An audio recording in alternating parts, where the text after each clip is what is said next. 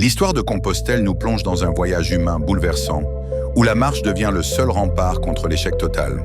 Sous le ciel immense et changeant, un groupe de pèlerins venus de Brest, de Mulhouse ou du Rougy s'apprête à entamer une marche rédemptrice vers Saint-Jacques. Parmi eux se trouvent des jeunes que la société a déjà condamnés, des délinquants pour qui ce pèlerinage représente l'ultime chance d'échapper à la prison ferme.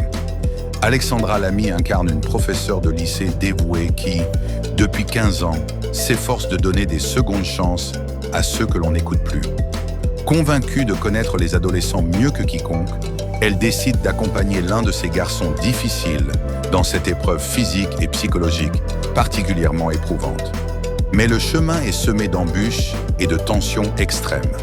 Entre les accès de colère, les insultes et le désir d'abandonner, la relation entre l'éducatrice et son protégé est mise à rude épreuve chaque jour. On lui rappelle avec fermeté que cette marche est un acte de volonté pure et que renoncer maintenant signifierait tout perdre définitivement. Le film explore avec une grande sensibilité les fêlures de ces âmes égarées.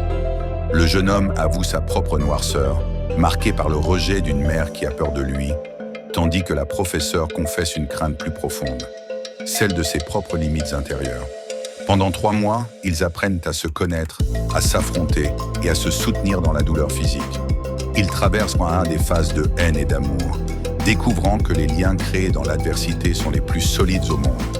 C'est le récit d'une métamorphose où la violence laisse place à la solidarité sincère. Compostelle est une ode à la résilience et à la reconstruction, montrant que personne n'est au-delà de la rédemption. Au bout de la route, ce qui était une contrainte devient une victoire éclatante sur soi-même.